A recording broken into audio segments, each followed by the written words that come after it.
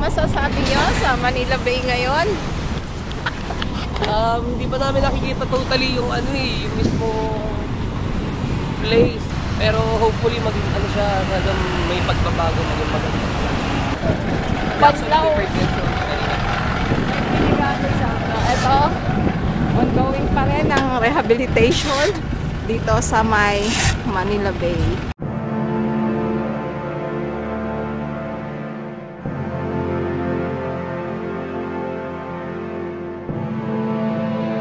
Ayan, galing sa loob. Sa loob yan, guys.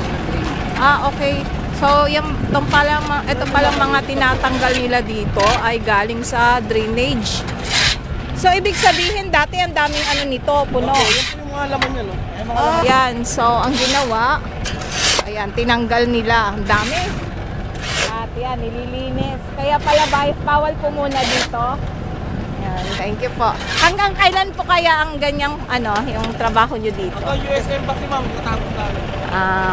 Yeah. Matapos yan, hanggat na lang basta.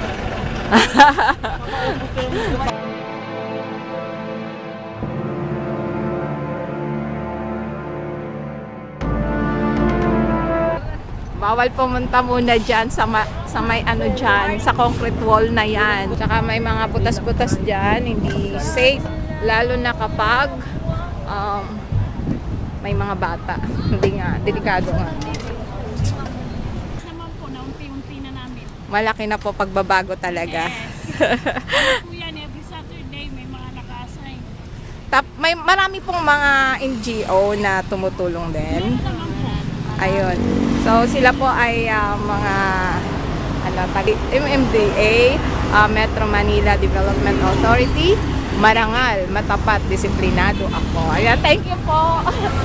Pakaway naman.